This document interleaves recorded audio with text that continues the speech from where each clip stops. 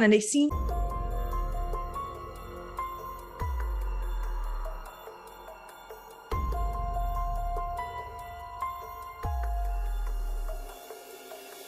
Welcome to Fright Fix. My name's Suk. My name's Celia. Celia, it's almost Christmas. It is. I'm getting in the Christmas spirit. Christmas spirit, because we're doing a Christmas ghost. No, that was bad. Yeah, I'm really excited for Christmas this year. I feel like it's needed. Now we're both on holiday from work. Finally. Well, you've had a week head start. I have, and I've told you that I've done absolutely nothing with my time, which is kind of nice, actually. Well, it's been a long year. You need to decompress, right? Yeah, absolutely. How you doing? I'm good. I'm just mentally preparing myself and my family to come over at Christmas. Yep. So I need to make sure I've cleared out the house and got blankets ready for them and everything. Yep. Very in keeping with this week's episode, movie. Yes.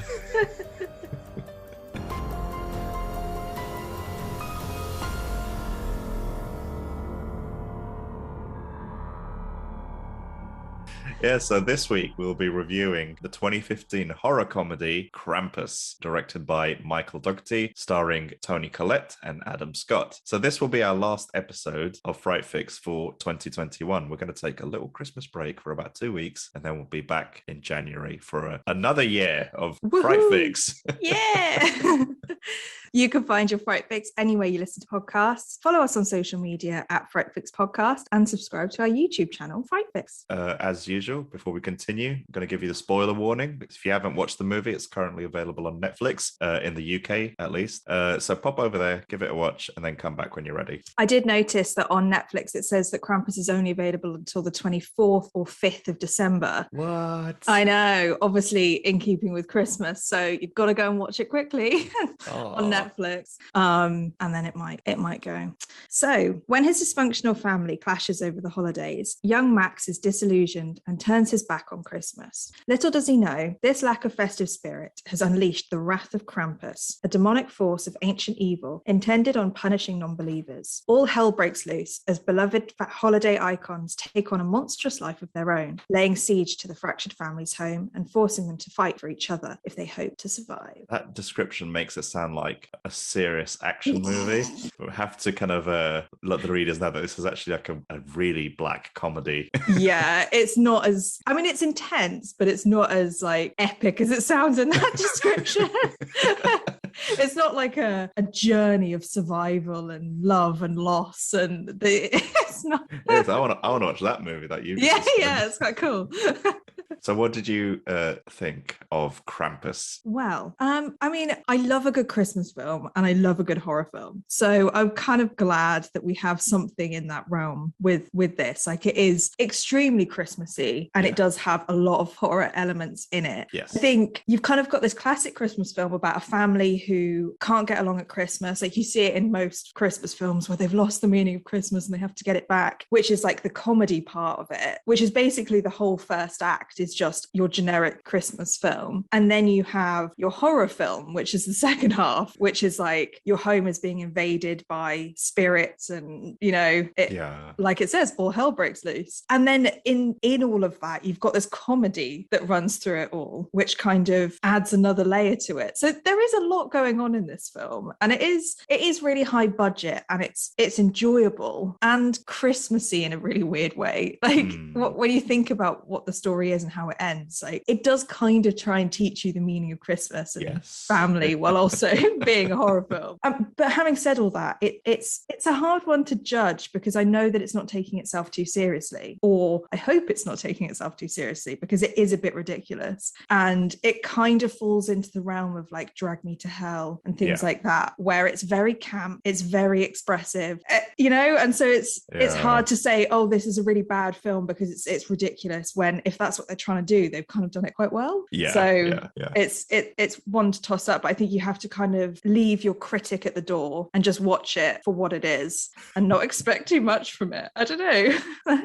What about you? What's your overall thoughts? That's kind of the only way I could sum it up then. No, that was really good. That was very good. It just reminds me of, like, you know how like with Disney movies, how they'll take like an old fairy tale that might have been very dark, like some kind of Brothers Grimm type thing, and Yeah. they'd kind of sanitize it and make it child friendly and all lovey-dovey. But this feels like they've taken an old fairy tale, because I think the Krampus is like an actual Austrian Germanic kind of superstition or whatever I don't know what the word is. So they've kind of like gone straight into that dark aspect of that fairy tale rather than doing what Disney would have done to it and made it kind of like the lovable Krampus. Ooh, you know. So yeah, I mean, I think the opening sequence of the movie kind of sums it up very well, or sums up the intention of the movie. And it's like it's this kind of supermarket scene or this department store scene all in slow motion where just it's Christmas. I think people are shopping for presents and just chaos ensues. And it's just like, you know, those kind of Black Friday YouTube videos where everyone goes to the store and they're snatching TVs from each other and pushing each other to the floor. And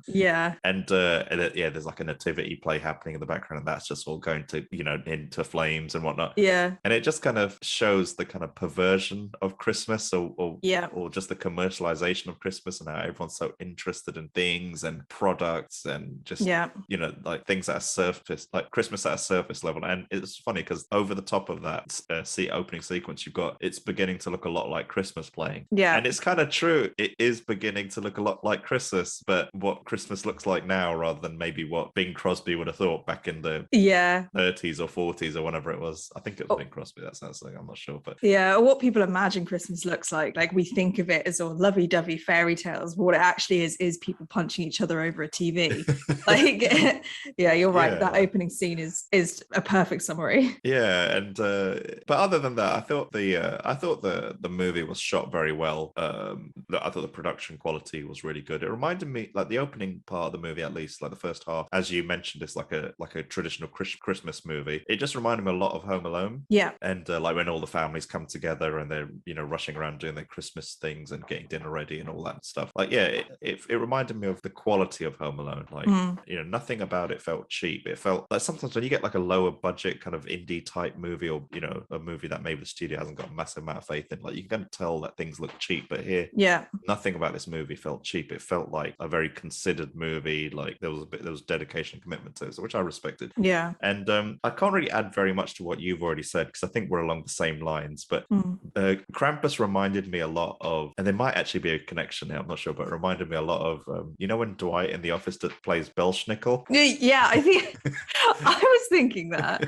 I think he must be like, it must be because he's German, isn't he, Dwight? So yeah. It must be from the same kind of law family. It might be, yeah, because all I could hear was whenever Krampus was around, all I could hear was, "Have you been impish or admirable?" It's like Belschnickel is nigh. You know, so.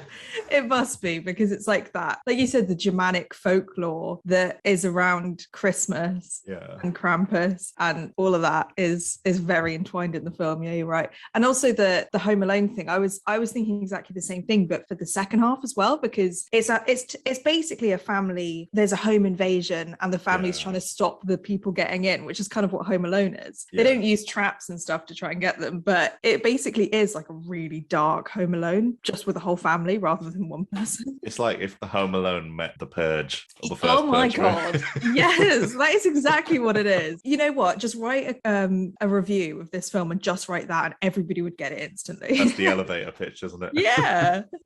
So what did you think of the acting and casting? I thought the cast was great. I thought I had no issues with the cast whatsoever. I thought they did a good job. I mean, Toni Collette, I'm so used to her being in very kind of movies that have a bit of a steam about them, like respected movies. So I was a bit surprised seeing her in this. Whereas Adam Scott, I expect him to be in kind of goofball comedy type movies. And whatnot. And the other guy, is it Kochner? I forget. Yeah, David Kochner? Yeah, that guy. Yeah, the one who's an Anchorman, who plays the I think he's the weatherman. No, he's not the weatherman. He's the one with the cowboy hat. He plays the same character in every single movie. Just this kind of like, you know, aggressive, kind of ultra masculine type. Kind of rough around the edges. He's in The Office as well, actually, isn't he? He is. He plays the same character in that. Everything he's in. Yeah. I thought they were all great. It reminded the dynamic between him and Adam Scott reminded me of, you know, the movie Christmas Vacation with Chevy Chase and that brother. I forget his name. Anyway, it just reminded me of that a little bit. It's like they've kind of got pieces of lots of classic Christmas movies and just kind of squished them into one. And And yeah, I had no issues with the cast. I thought they were great. I don't really have very much to comment about them, but I thought the Krampus, I'm going to count him or her, I don't know what he is, but as a cast member. Yeah. And I thought Krampus was pretty good. Yeah. And I thought the character of the Krampus kind of straddles that kind of line of being scary, but not too scary, where maybe it'll kind of, where maybe children couldn't enjoy it, or slightly older children maybe. Yeah. And like it reminded me a lot of that level of scariness from the Gremlins movies. I don't know if you've seen the first Gremlins, especially. Yeah. And it's like, it's dark enough, but never quite crosses over into that kind of adult realm. And I thought the monster design, because they're all kind of characters in this movie, like the monster design across the board, I thought was very good. I really liked that Jack in the Box character. Yeah, that was really creepy. It was quite scary. Yeah. And the monsters all look like practical, like puppets rather than... They did, yeah. Apart from the gingerbread man. Oh, I think they look quite CGI, but the other ones, look, I think they were puppets, like the angel and the elves and things. Well, no, the elves were real people, but yeah, I completely agree. Yeah, and just that I thought the visual effects coordination as a whole was really impressive in this movie, because none of the monster characters felt unbelievable to me. Like other than the gingerbread man, who obviously had to be done in computer. Like I believe like all the characters were there, all the monsters were there. It just reminded me of the very first batch of Star Wars movies where all the characters were just guys in suits or whatever, or puppets or whatever, like nothing. Whereas with later Star Wars movies, they kind of devolved into files on a floppy disk or something. Yeah. And it gives a bit more of that uniqueness to the film, I think. Like, I think it would have been really cheesy if they were all animated. Like, I think you could get away with having the gingerbread men animated, because like you say, there's no way you could do that. Well, I mean, you could probably do tiny puppets or something, but I guess it kind of works for them. But I think I would have enjoyed the film way less if they were all animated. Absolutely. Even if it was really good CGI, it would still take away from the realness of the characters. And actually, like you said, the Jack in the Box, like he was really scary because he was massive. Yeah. And then he has these like teeth inside his... Like Predator or something. Yeah, really. And the way he like swallows the characters and stuff. And it's just like, it was very inventive, I think. Yeah. And I think having those kind of practical elements in the movie rather than CG elements, it just adds to the timelessness of the movie as a whole. So, I mean, I suppose I've kind of like sidestepped your question a little bit in terms of what I thought about the cast, but I thought the cast were great, and I thought the monsters, I consider them to be a part of the cast. I thought the monsters were great as well. What about yourself? What did you think? Well, I really agree. I think Krampus as a character, I really loved the way he was styled, but I also loved his actual character as well. When Max and him are kind of talking, and Max trying to convince him, and you actually see his face, Krampus's face, and he's not just this man or something. He's like an old man, and he seems to have like tears in his eyes or something, and he wipes away Max's tear, and like there's a bit of connection between them. You see his face, and like I love the way he's styled with his mouth is like open all the time. He's got that really long tongue. And his back, he's like hunchback with these big horns and massive hooves, and the way he moves, like everything about him was styled in a really, really original way, I think. And the fact that his character wasn't just behind the scenes, like come out and kill people and go away again. He became part of the story. I love that. And I completely agree with you that all of the characters that were the bad guys, the way they were styled it felt like it came straight out of an Austrian or German folklore, book, because they all had these long robes with bells and things on them, but they were all really dark. Hooves, the sounds that they made, the fire, the cackles, all of it. It felt like they'd done their research on potentially what somebody at the time would have, like if it was spoken word in Germanic folklore, what they would say, and wearing these cloaks and it all, and then they added their own thing to it, which was the things like the Jack in the Box and the angel and all of the other characters that go along with it. You're so right that it is very Gremlins, and it's quite Labyrinth as well. Remember like the little, because they creeped me out when I was younger, those little labyrinth creatures, but they were, even if you watch that film now, it's kind of timeless because it's supposed to look like that, whereas you do see CGI and it just doesn't look good anymore. Like this is a complete side note, but I was so upset when I saw Toy Story again, like a few years ago, the first Toy Story, because the CGI was so bad on, it's aged, isn't it? It aged really badly. I think it was the dog in Toy Story, and I was like, my God, this is... So I really respect that they did that. I completely agree with you. Yeah, talking about Toy Story, just a random memory. I remember watching that at a friend's birthday party, and so we were in like primary school or something, and she'd just bought the VHS tape brand new, and we watched it around this little TV, like 6 of us or something. And I remember a fight breaking out, or an argument breaking out, and one of us was saying, "That's not computer graphics, that's real. They've just taken a real picture." And I think I was saying, like, "No, that's all. It's all done in computer because it's the first film that's all done in computer." And like a disagreement. So it's difficult to believe. Like, but now looking back at that, probably everything was fake, and like there's no debating if it's real or not anymore. Yeah. But you wouldn't get that with this film because most of it is real. And I agree with you. Like, I have nothing bad to say about any of the actors. I think it's really interesting to have Adam Scott, who obviously is of comedic fame and, like you say, kind of goofball characters. And then you've got Toni Collette, which obviously after this, she did Hereditary and she's done other kind of horror films. I think those two actors, they make this film a horror comedy because you've got both sides of them. You've got Toni Collette's intenseness, you know, when she sees the gingerbread man up the chimney and you can see in her face that she's completely scarred and it's all, you know, going wrong. And then you've got some of the other characters like Howard and Tom, Adam Scott and David Koechner, who have this kind of back and forward. They're like the dysfunctional family learning a lesson about the fact that you can be different but still part of the same family, and you know, they've got their own thing going on in the background of this horror film. And I think it was really good to have is it Krista Stadler who plays Omi, having a German, Austrian or German character in the film to talk about the folklore behind it, because there was a point where they were going to have her be deaf rather than German or Austrian, and they changed that so that they could bring in more of this folklore, and I think that was a really good, the right choice. It was the absolute right choice so that you could get a bit more of that history behind it. I really liked Aunt Dorothy. I thought she was a great character. But she looked, I don't know about you, but I thought she would be a great Mrs. Claus. Like the way she was styled, she literally looked like Mrs. Claus, and I thought it was really good. Yeah, that's a good point. But yeah, so kind of like you, I don't have anything bad to say about any of them. And the one other thing that I would say is that I really enjoyed that there was a lot of people in this house. Like in a lot of horror films, you have a family of 4 or 2 trying to deal with this, but you've actually got a lot of people and a lot going on. Obviously, it's because they pick them off one by one, and you have to have a lot to start with so that it can kind of But it was very interesting to have a lot of characters to work with. Like you don't usually have this many kind of main characters in a film. And I really enjoyed that. I thought that was interesting.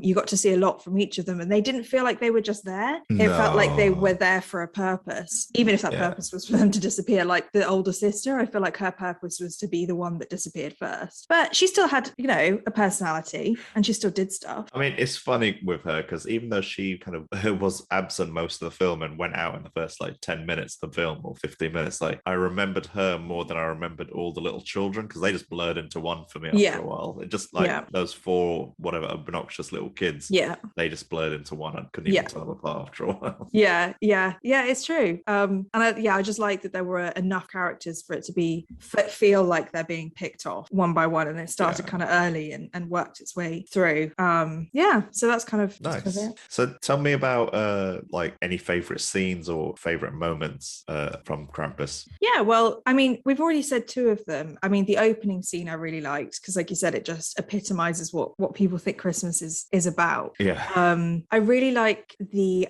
kind of blizzard idea where to make this film just about the house, they had to make this kind of magical blizzard that meant that they couldn't leave, and like they couldn't get help from anybody else. And it felt more like Krampus he'd made this blizzard happen, but it was more than that. It was like we know by the end that they're in this snow globe, and it feels like that's throughout the film anyway, because they can't get out, and I like that. I like that the isolation and the cold, and you know the snowmen creeping from outside, you know, getting closer and closer. It just feels like they're being isolated and shut in, and I think that was a really cool element. I agree.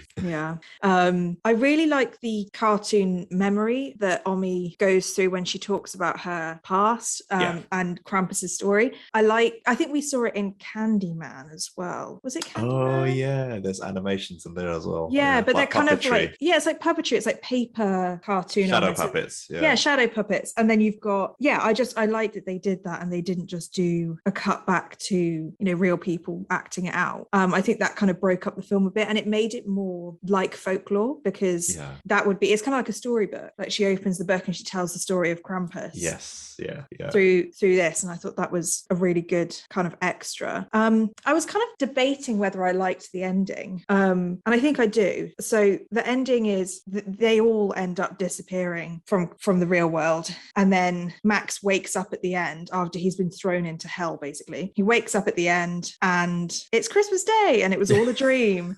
And you're going, oh my God, it was all a dream. I can't believe they've done this to us. He goes downstairs and he has this great kind of Christmas morning and he opens a present and it ends up being Krampus's bell. And everyone starts looking at each other like kind of remembering something, but they can't really figure it out. Yeah. And all of the kind of festive cheer goes away and the camera zooms out and they're not actually home. They're in a snow globe of their home in Krampus's lair. And there's loads of snow globes of loads of different people's houses, obviously representing all the people that he's taken away over the years. And I think I like it. I think I like the ending. Because obviously I was annoyed that I thought it was a dream, but I like that it's not happy. I think I've said this in a different episode as well. I like that things didn't work out. You know, Krampus is still a kind of scary character because he would do something like this. Like he didn't give them any leeway. He has taken them, and are they going to live their life forever on Christmas Day, waking up every morning and, you know, realizing something's wrong? Like it is kind of creepy, the ending, and it does open itself up for questions about what Krampus is and what all the other families are doing in those little snow globes and stuff. So I thought it was, you know, it was a unique ending. I did like it. What did you think of the ending? That was one of my likes, actually. Yeah. So for the, it's like you've read my mind entirely, because I remember the first time I watched that ending thing and realizing, you know, the character, the little boy wakes up and it's all a dream. And I was just like, oh, that's such weak writing. Like, why do they do that? Everything was really good until this point. But then I thought, okay, maybe they just need to make the audience happy and bring some kind of equilibrium back. But the moment that bell comes, he gets the bell, and there's this kind of weird uneasiness amongst the family. They all start to realize, oh no, that wasn't a dream. It actually happened. Yeah, I thought it was great. You touched upon the point earlier on. It just made me wonder if the entire movie was set in the snow globe. Yeah. And Krampus was closing in on them gradually, slowly, and then it's I just like that feeling of the isolation and being alone. You took the words right out of my mouth. Everything you said was in my notes. You said everything word for word almost. I'm glad you said that, because I was debating whether I thought it was good or not, but it is just unique, and I think it does, because I was worried that this film, I think, is it PG-13? I can't remember. I think it is. I think it just about scrapes it. Yeah. Because when they all get taken away throughout the film, they're never killed. They just disappear like into the snow, or they're taken away, dragged into the ground and whatnot. So because that was happening, I was like, okay, they're obviously not doing any gore in this film. They're trying to keep it PG.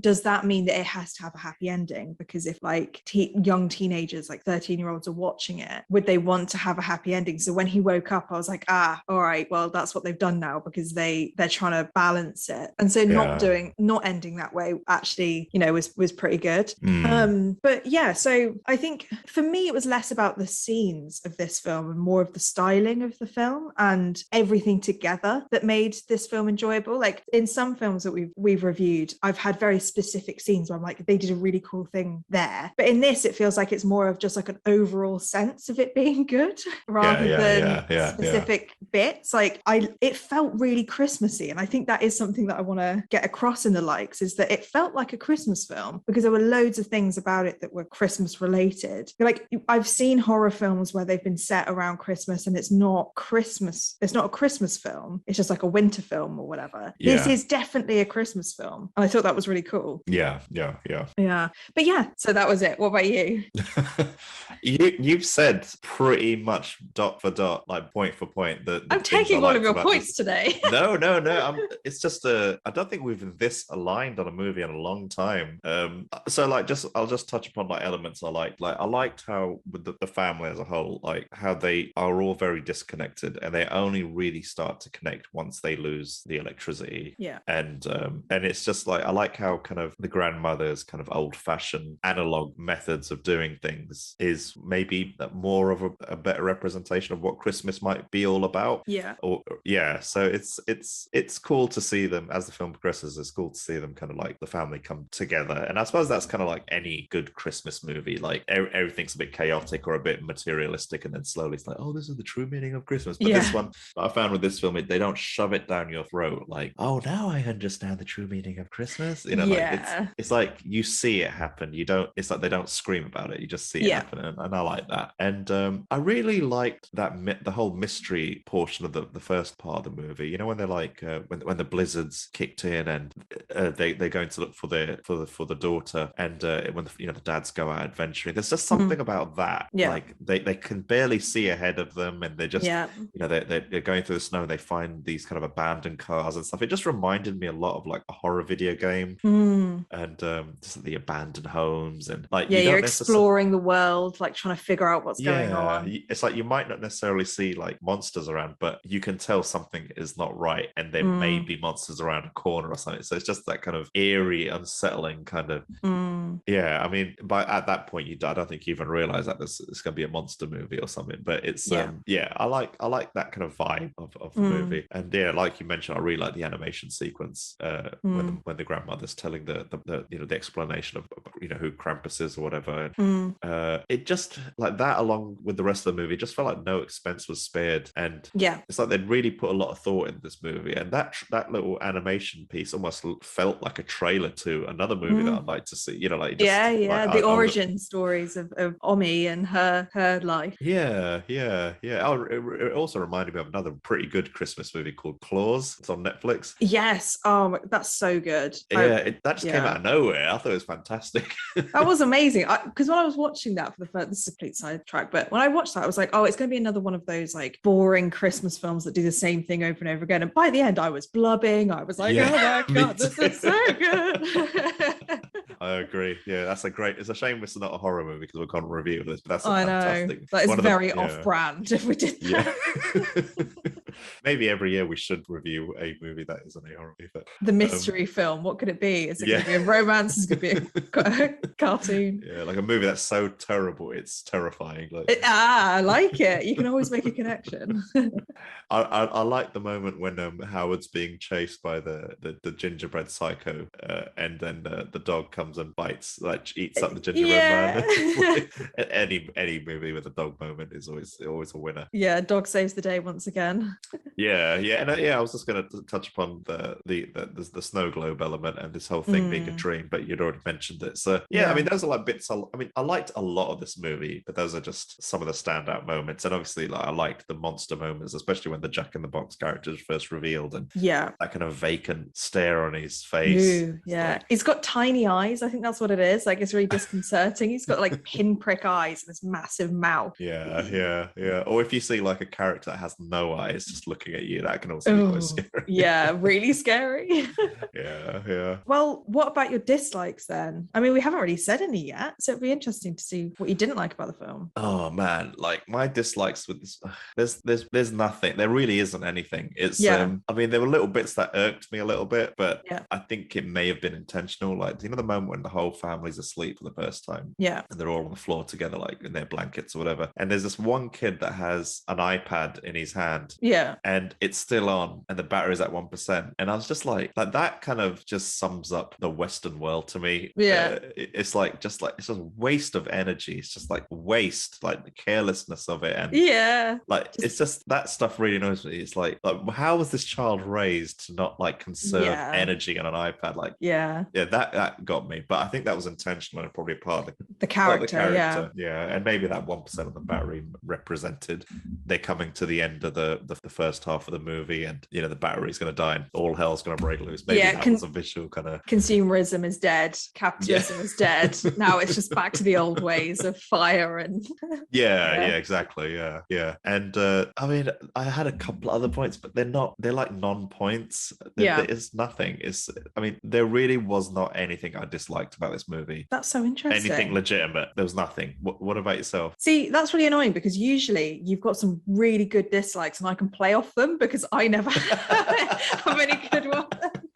I mean, I've got two small ones. Sure, Well, one sure. of them's not as small, but the small one, what really annoyed me was like, so the granny has already met Krampus and knows that you're not supposed to let the fire go out. Yeah. Then she just falls asleep and lets the fire go out right at the, the critical point. Like when, the scene where they're all asleep and the fire goes out. Like she knew what Krampus was, and Krampus actually took her whole family and left her alive when she was younger. And she just falls asleep and lets the fire go out. Like she doesn't make a point of being like, I think she says it once to her son. She's like, don't let the fire go out. Whatever you do, don't let the fire go out. But doesn't really say or make sure that there's somebody always keeping the fire alive. And then that's how the little gingerbread man is able to come down and take the little boy. It's just, that annoyed me. So I was like, come on, man, you should know better.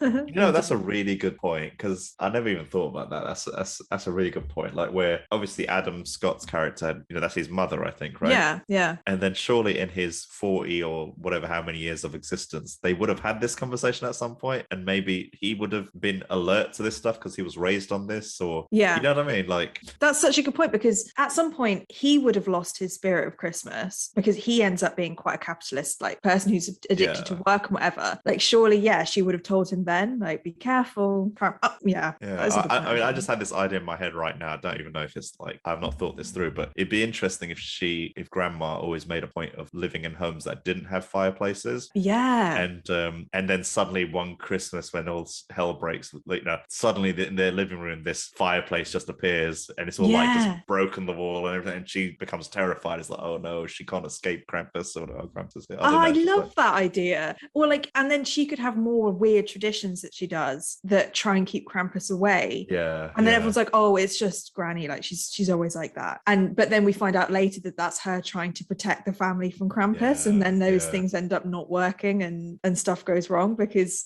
she's the only link between this family and Krampus, or knowing what Krampus is. So it kind of annoyed me that she let the fire go out. And I think the other thing that annoyed me about that character was, like I said, she's the link between Krampus and the family. She's of German or Austrian heritage, and she understands what Krampus is, and she seems to be a bit of like an anchor for the film to understand this folklore, and is quite a central character when it comes to Krampus, because she's already had an experience with him, and she was left alive on purpose by Krampus. And it kind of, the film kind of builds her up to be quite a central character when it comes to this. And so the way she died, it kind of felt like she just died, like nothing actually happened. Like, they have this standoff where she stood there and she's like, I'm gonna, I don't know, stand up to Krampus or something. And I think they have this moment between Krampus and the granny for a second, and then she's just gone. And I thought that maybe they could have done more with her in that moment and used her a little bit more to maybe bring out a bit of Krampus's character, or use her as a bit of a heroic death. But it kind of just felt like she just died, and nothing came of it. So they built her up as this person, and then nothing happened. So that kind of no, I did notice that bit, but I think I must have just let it go. Let it go.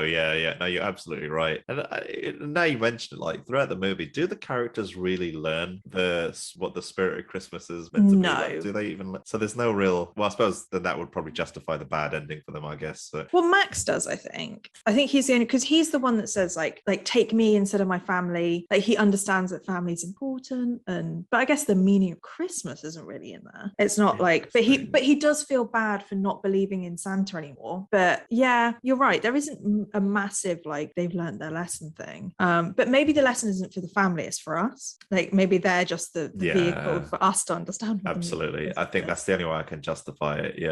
I think that's a good reason. I agree with you. You have to have one person go to the depths of hell and live in a snow globe for us not to have to do that.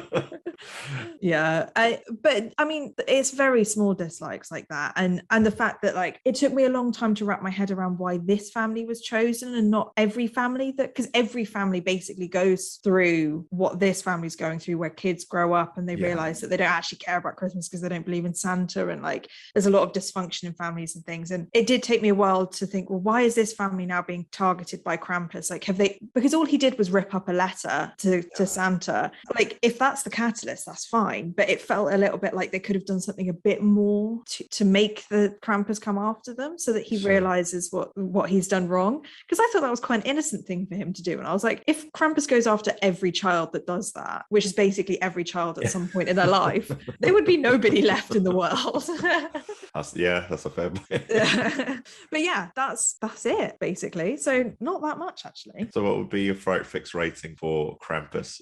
Well, I mean, I haven't got that much bad to say about this film, and I do have quite a lot of good to say about this film. But the one thing that overall this film doesn't have is it doesn't have a lot of layers. And I don't think, like, we've had a few films like Last Night in Soho, which I gave a 10 out of 10, and other films where you could watch this over and over again and get loads of different meanings, and like there's so much to talk about because there's so much going on. Yeah. This film doesn't have that. And it's not a bad thing about the film because the film's doing what it's supposed to do, I think. But I can't give it like a really high number because I think this film it's not about being perfect. It's not about having loads going on. It's about what it is, if that makes sense.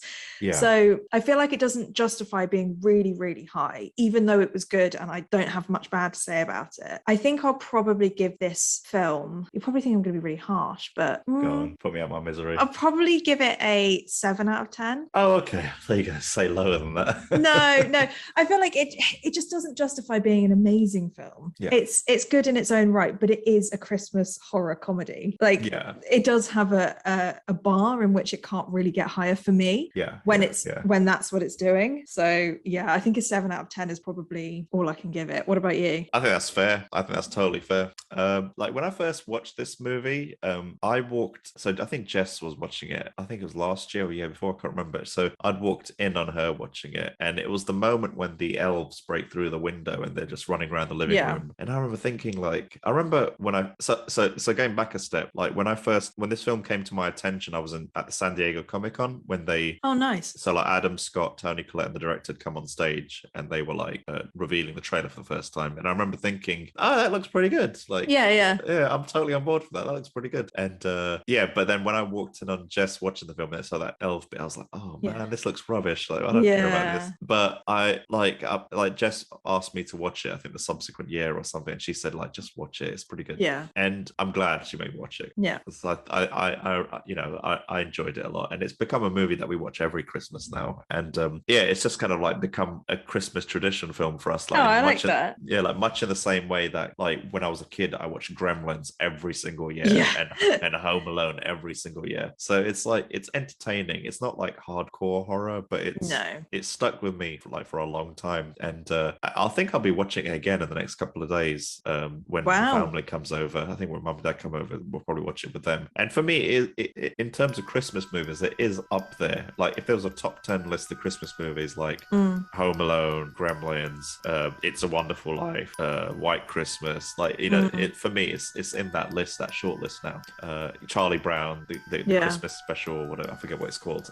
There's a couple of them, I think. But yeah, for me, this film you're right. It doesn't have the layers, and there probably isn't that much depth to investigate. But for me, I still enjoyed it a lot. And for me, it's an 8 out of 10. Okay, I think that's 7 and 8 out of 10. I think it's worthy of those, because like there isn't anything wrong with this film, and I like that that's your Christmas tradition, because it's like a horror film for your Christmas tradition. But the fact that you can watch it with your parents or with younger people is quite nice. It's not like a niche horror film that it kind of completely subverts what Christmas is. It is still a Christmas film. It's just a bit darker and a bit more edgy, and sometimes that's quite nice to mix in with all your other holiday festivities of like really cheesy Christmas films. It's quite nice to have one that has a bit of a dark edge to it. We hope you enjoyed this week's Fright Fix. Join us next week as we explore a new horror film. If you have any suggestions of movies you want us to cover, contact us on Instagram or Twitter, or you can email us at podcast@frightfix.com. See you next time.